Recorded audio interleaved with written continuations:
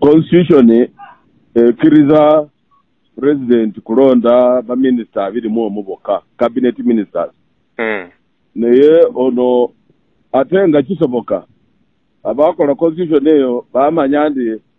government yo namu nsizona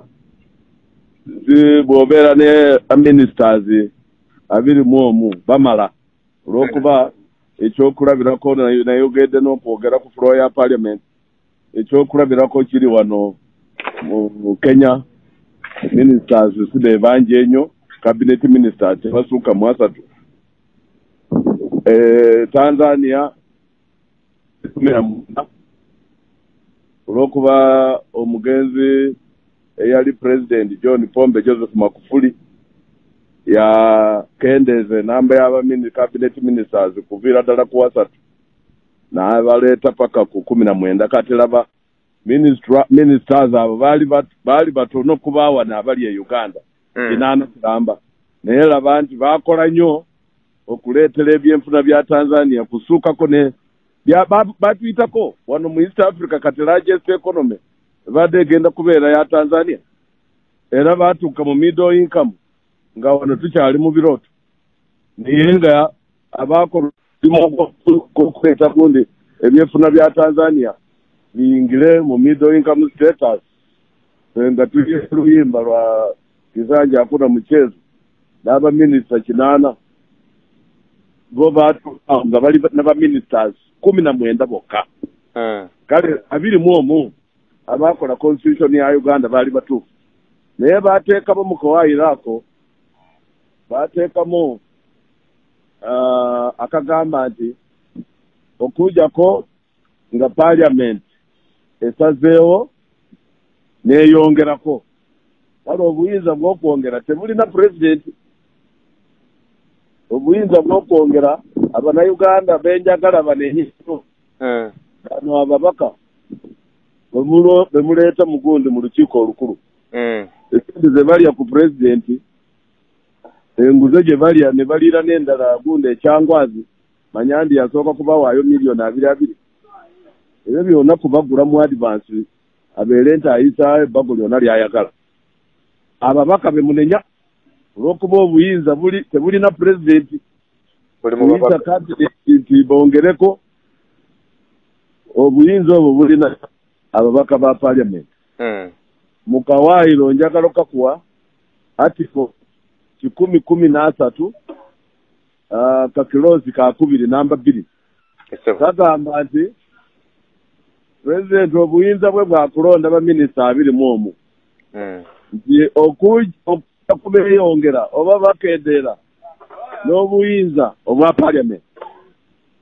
era parliament yaweebwa amaanyi mangi nnyo okusalawo ekyo naye ssebo eyaffe buli kadde okuviira ddala n'ekweno ey'11 ey'10 naye yayongera kuviira ddala ku 29 ne batuuka mu 79 kati bano bayongedde ate n'okusuukawo bayongeddemu ne batuuka 8 naye ate nalabye listing 82 ate bakirayo ne babatuuka 10 olw'okuba be basalawo ne eyes have it manyi bwe bakorasinga ndi ffe tusazeewo yesu kona bukonye enyondo n'agamba the eyes have it olw'okuba aba NRM banagenda gundi kyangwazi be basinga obungi mu parliament so manya nti bw'obanga wawulidde okukayana kwange mu parliament jo nagambye enderee baanange omuwi w'omusolo mu Uganda tumubalamu amagezi tumutwalawa olw'okuba tumaze kumusibako badeni eya administrative units eziriwo manya nti buli gombolola buli saza buli muluka buli district buli constituency zaaliwawo empya ogwo omukuku guli ku muwe wa musolo yagenda kusola abakozi yagenda kubeezaawo constituency na district ago agenda kuteekawo egundi infrastructure mu administrative unities empya kati gaatako ne bamemba ba parliament abeeyongera buli mwaka kati tuli mu 529 naye tugenda kumaliriza nga tuli mu 6 ne parliament yenyini mpya ezimbiwa y'abantu 6 yakutuuza 6 kati eno gye tulina gye twavaamu kati tutuula mu gundi mu wema oba mu matenti ene yali etuuza 469 kakati which means eyalinga yakutuuza bantu 2 ne tuginyikiriza netuuza 460 ate neya 6 bayinza kuginyikiriza netuuza 1000 kati Uganda bw'olu lw'oyongera ababaka omugugu oba okuteese kumuyiwa omusolo yabonaabona bulijjo kakati leka ekyo genda ku cabinet nakaje neŋŋamba ndi baana cabinet eyandibadde y'abantu 21 bwe tubandi tunyigiriza ennyo ate twandikoopye wano e Tanzania ne tubeera na 17 oba 19 naye kati twandinyigiriza nnyo ne tubeera 21 kati baabo tutwala eri waggulu mu 5 mu 8 n'omusozi ekyo kijja kuyamba kitya Munnayuganda iyo ni ungwano kweli naye ng'omanya abalidde alidde toyagala kuwulira ebyo kati bo bagamba ati wadde ekirowoozo kye naleese ky'amagezi ye omuntu gwe baleese mu lukiiko kusalawo oba kuvootinga nga aleeteddwa ng'amagye amapangisa oyo aba muzibu nnyo ssebo era kuwogaano gwabadde awo nga basalawo ndi neeyongere siika n'akoona ndi kibeere bwe kityo kala awo tamenya pulezidenti nti pulezidenti yasalawo abalina obuyinza obusalawo enamba yeeyongere ba MPs ababaka kakati abapinga ekyo twabadde batono ate ekyandeewuunyisa nannyo mu bali basente mwasemo nabana bali ku ludda lwaffe olufuganya gavumenti oyo omukyalo omukadde oyo aludde ne mu parliament omwo ng'akyalina mugundi mu primary school oyo ow'eddokolo oyo mu bintu kyonna bye yandisekendize mu parliament yabaddewo motions 3 fadhali yandisekendinze motion ey'okuyisa vice president ne prime minister ku lw'okuba bakyalo okubagira gundi genda fact eyo naye n'ataabeera nti yeyandiwagidde omuyiwa omusolo bamwongere omugugu bamusibe gundi ejjinja oba olubengo oba okusasula emisolo egyeyongera kulabirira baministers abalala kozi naye wa FDC ate nga wa FDC aluludde ku ludda lwaffe luno oluwabula gavumenti ayinza okubanga naye UPC omukyala gwe bayita Musanta naye ng'ali kuwagira ekyo kyenyini nemmanya ndi pulezidenti Tibuhaburwa yali mutuufu bwe yayimirira mu state of the nation address n'agamba nti aba UPC nabamala tuli wamu aba DP tuli mu buliri nabo aba FDC tuli nabo wamu ky'oba olaba ne mukyala Sebugwawo wadde emyaka timutwala naye bamulonze esiti kakati n'omanya nti oba FDC abo baabatwala kati twategeeredde awo nga tulabye munnaffe yeetabye n'aba NRM bawagira okwongera enamba y'abaminisita nemanya nti yali mutuufu era pulezidenti yakyogera lunye n'agamba kujjako bano oba nuupu bazibuzibu kale bw'olaba mu parliament omwo opposition manya nti tuli mu lutalo lwa mirundi 2 mulimu abatwetabyemu ba Yuda Iscariot tulya nabo musawani then okulwanyisa ono gwe tumanyi NRM olwo lutalo luba lw'amaanyi olwo lwetaaga saala zaamu isebo naye nga honorable olowooza lunaabeera lwangu lunaabeera lwangu olutalo olwo ate ffe abawagirwa abantu abalumirwa abannayuganda ffe si be bangi manya nti ffe abaliko obuwagizi obungi olwo olutalo lufuna omukono gwa Katonda. Bano be b'olubatu lw'okuba ne babandi balina enamba ennyingi mu paalamenti naye ekisiraani kye beeteekako kino eky'okwenoonyeza ebyabwe mu by'abannayuganda kibamala. Ffe abali ku ludda lw'abantu ffe abaliko omukono gwa Katonda olwo olutalo tujja kuluwangula. NUP mwali mulina enteekateeka esisinkana abakulu bano mu kibiina kya FDC. Olusisinkano olwo lwakomawa Honorable era singa lubadde olowooza terwalitaasiza ku bimu ku bigenda mu maaso. Ekya FDC olutalo olulyo ne NUP olwo tujja kulugonjoola mpola mpola naye manya nti kati tuvudde ani ateekamu enku n'ebuto ne oyiro cooking oyiro ayuwa mu muliro gundi omuliro gweyongere kubeerawo nti tetukwatagana. Ye oyo yagamba nti tutuuka mu 2020 nga opposition tewali lw'okuba bw'aba nti ye yagambye nti akolagana ne FDC akolagana ne UPC akolagana ne DP manyi nti ye kati ateeseyo okubeera nti opposition tuleme kubeerawo enkolagana niraawo omanyi kati ye yafunamu ye President Museveni yaba afunamu bwe tuba nti tuli mu ntalo naye nga mazima ddala mu kusinziira ku kya bannayuganda kye baagaliza opposition ebayambe kyandibadde kyamakulu kubeera nti tulimu n'okukoonagana n'obutakwatagana ku ludda oluvuganya gavumenti. Kati ffe tujja kugendera ku kya Bayibuli kyegamba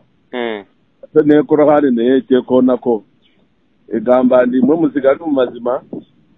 amazima gajja kubafuula ab'eddembe. Akati abalimu abo abatono ab'olubatu abalumirwa abannayuganda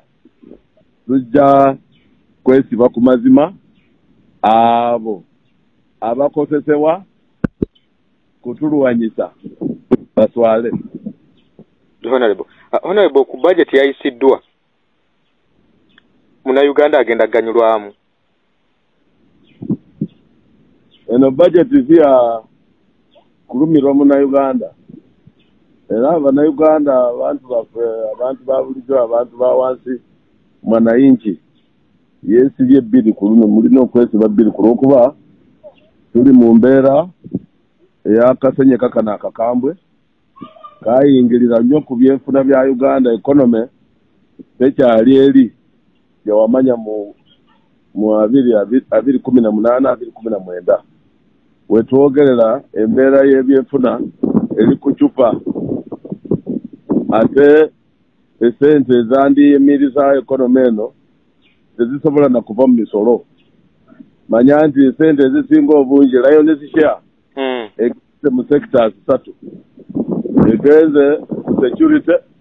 security egenda kufuna sente empitirivu obungi trillion mukaaga n'omusomo. Actually ne infrastructure eri mu trillion mukaaga n'omusomo. Security naye ate ekyeyongera bweyongeze kufunira mu classified ate ne ziri ze bayita bw'ojjako classified funding mulimu ziri eza gundi supplementary budget eziyisibwa ate bw'obala esente endala enyingi sekita ey'okusatu ye debt refinancing kusasula ebbanja. Manya nti kusasula ebbanja ejja kwetaaga trillion 22 kitegeeza n'ezo nno ziva mu musolo bakwata trillion 16 eba zigwamu bugwi ziringa bwose na amaazi ng'okozesa kibbo oba togenda kujjuza wadde oba kuteeka n'etondo limu ly'amaazi mugundi mu nsuwa. So kati bw'otunuulira weewuunya na kwewuunya nti naye gavumenti eno emaze mu buyinza emyaka 35 erumirwa Omunnayuganda kweri singa ebadde nti eyagala Omunnayuganda sectors zeyandisinze okumalirako allocation oba sente zandibadde bbiri yandibadde ya ebyobulimi n'obulunzi agriculture n'ebyobulamu health umanyi nti tetulina malwaliro agalina facilities ezetagisibwa oba equipment ezetagisibwa n'abasawo bennyini babanja akasente tebandisuubiddwa nti babasuubiza myaka mingi kasente tekalabika ate uyo yasomye budget n'ayogera nakwogera mu speech ye ng'agamba badokita balina okufuna miliyoni 5 kudda waggulu ekyazemu kusuubiza ate yasooka kubasuubiza basayantisi bongera emisaala naye tekituukirizibwanga so manya nti mu mbeera eriyo ya health care services kubeera mbi nnyo akawuka kano mukama katonda ayambye buyambi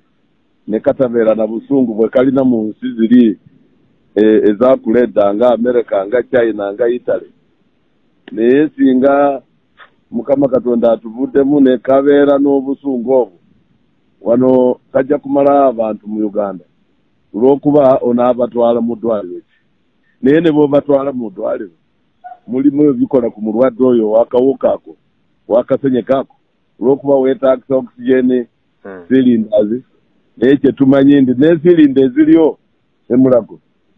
tezirimu empeeyo ya oxygene naye sente zikwera ku security tulinga abali abeetekekera olutalo newuunya nti lutalo lwa Rwanda na Uganda lwa Sudan na Uganda naye lulirangirirwa ddi so olaba sente zigenda mu security weewuunya nyukiri ezo zigula kukola ki mulimu ki sente ezo zandikoze ku stocking amalwaliro ne gabeera nti galina eddagala galina ebikola galina abasawo nga bali bulindaala kukola ku balwadde naye abasawo tebalina motivation bw'ogenda mu agriculture sector eyatuyamba nnyo wano mu mbeera gye ya lockdown manya nti shutdown yaliyo ku airports ku borders gateri kiyingira ne tubeera mu lockdown ng'abantu bali mu maka gaabwe abantu ne bafiirwa emirimu ne babeera jobless n'okutuuka leero abasomesa abalala bayingira kufumba capati nga n'ecapati teri amulya abasinga ne tukola n'etteeka lya NSSF ne tukyusaamu nga twagala abantu abatereka mu fund eyo eya National Security Social Security Fund bafune sente zaabwe nga wadde emyaka egituuse mu 55 babawe 30% olw'okuba akasente ako bakayita National Social Security Fund bayamba omuntu mu mbeera ey'obwetaavu naye etteeka lyali ligamba nti oli obwetaavu bulinga emyaka gikuze naye ne tugamba nedda ne mu mbeera ey'obulwadde ne emergency zinga zino eza COVID-19 omuntu afune 20% kulw'okuba abasinga nga emirimu tebalina business zifudde naye sector eyasigala ng'eri resilient ng'erina embavu yali ya agriculture y'ebyobulimi ey'obwebulimi yayamba nnyo Munnayuganda wano emmere yali bbeeyi rayisi era walaba amatooke gaaliwo mu bungi wadde fruits nga pineapples zaali ku bbeeyi nnungi amatooke gavunda n'okuvunda wano alaba Mukama Katonda yayagala nnyo Uganda atwagala nnyo bbeeyi teyalinya mu kifo ky'okulinya yaka wansi era eyo sekita yayamba nnyo Munnayuganda sekita budget eno yandiyambye kwongeramu ssente yandiyambye Munnayuganda kubeera nti abeera ne sekita enaamulwanyiriranga mu kaseera kakazigizigi nga tetuwolekerawo lockdown ndala olowooza sector ya nuclear ey'okugula nuclear eya security enaaleetera omunauganda enaabeera ya mugaso ki? Tesobola kuba ya mugaso mukadde. Sector erimu embavu erimu amakulu esobola kuyamba omunauganda mu kaseera kano akasenyiga omukambwe ono ali kuzaala n'ebigundi bivariant ebipya kati twogera ku covid-19 olina okwongeramu tulina covid omulala covid 2020 covid 2021 tusuubirayo covid 2022 ezo zi covid ezo zonna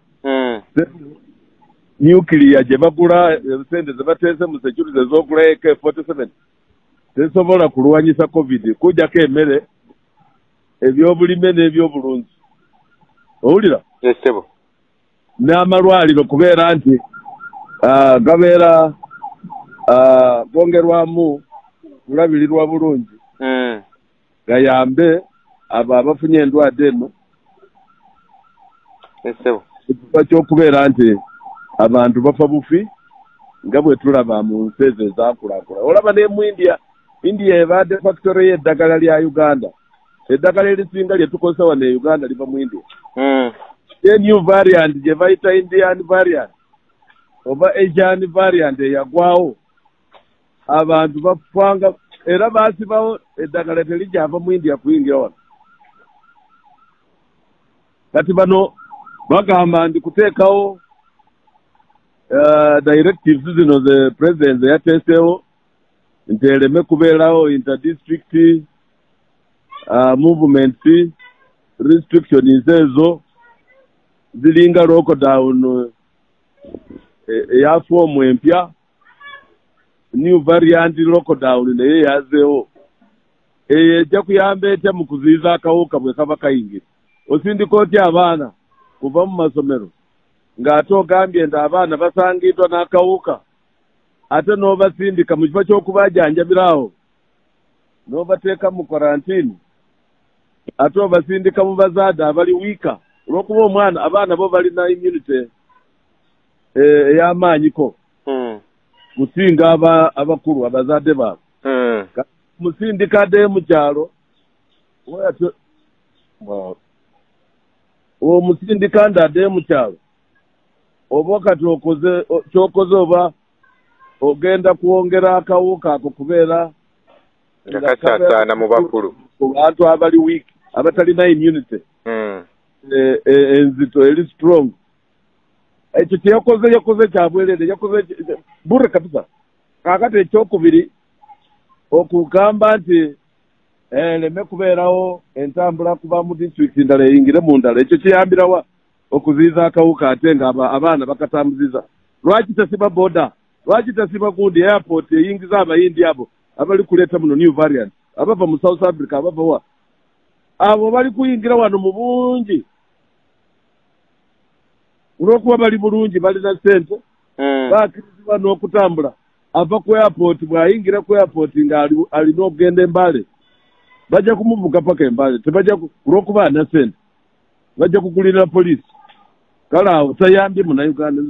bantu bano sibategeera bantu bano oba bannayuganda tebalina patriotism genda banga eraga bunauganda bwabwe eyamba omuntu wa bulijjo yes bwaba bayagadde nda akawuka bakasibira awo kusibidde awo boda ne gundi ne airport esebo eri kukayingiza airport yeri kuyingiza new variant variant waliyo gye bayita ya south africa waliyo gye bayita ya asia waliyo gye bayita ya china waliyo gye bayita ya india waliyo n'eri eya italy kakati baba basibyewo teri ali kufuluma kugenda mu nsi ezo teri ali kuyingira kuva mu nsi ezo awo baba bagenze wali wekikulukutira wekigira baba batuyambye naye balese biyingire ate bagamba nti kinaziyiza kugalawo district kati omuntu atuuse entebe ng'agenda Arua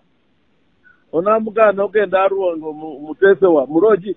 singa bagambye nti ate ndi president yapangisiza malodging ago ku karantine kuteekawo karantine eyabano abava ekyo tokiteeseewo mu guidelines mu directives ze kitegeeza omuntu avudde mweru n'ayingira ku Entebbe airport ajja kufuna entambula ye agende mu district ye bwatuukeeyo agambye ndi kati totambula naye ng'amaze okukayingira so ebyenfuna tebyakoleddwa mu kuyamba Munnayuganda naye kuyamba bano gavumenti eno ey'emmundu olw'okuba sente ezisinga zigenda mu mundu. Honorable ojja kunsonyiwa tumalirize na Uganda Development Bank bagyongedde ssente naye abasuubuzi babeera bakaaba enkya n'eggulo. Kaakati UDP gy'oyogerako eyo okolerera bagaaga bano abali mu Uganda ate ab'olubatu abako n'emikwano n'eŋŋanda abali mu buyinza abo be banaanyini okufuna sente ezo za UDP. Uganda Development Bank eyo yali suppose kubeera ya bailout nti abasuubuzi abali abagenda e Sudan bafiiriddwa bizinesi zaabwe mukole lisiti mugende mu UDP bayambe kubawa kasunda basi kuddamu mukole emirimu gyabwe mwe mugaso gwa gundi bank eyo. Omuntu afunye emergency ebintu bye bifu oba omuliro gubyokyeza oba kiki UDP nga kuwa gundi sente ate tolina collateral security eri awo naye kati UDP yafuuka y'abakulu bateekamo biliyoni kati luli bateekamo biliyoni 5 abantu 3 bokka kampani 3 zokka z'abantu 3 be bajja ne bajjamu sente ate songa sente ezo zandiyambye mu butono bwazo abali kadongo kamu bakadongo kamu abalina ekizibu ky'ebyenfuna awo bandibadde bafuna sente ezo zibayambe bafune kasunda basi mu bizinesi zaabwe naye UDP yateekewaawo olaba bahati eyali Minister of State for Finance and Economic Planning David Bahati kumuyimiriza oyo naye abadde omukuba maafi awo abagenda bakozesa sente bazijja ndi mu finance purportedly kuziteeka mu gundi mu UDP ziyambe abeetaaga bailout naye nga be bennyini ababeera n'amakampani olaba bateekako n'erinnya lya Franga tumwebaze oyo minisita Mulamba naye agenze ne yeewola mu gundi baziteekamu n'omukono ogwa ddyo ne bazijjamu n'omukono ogwakono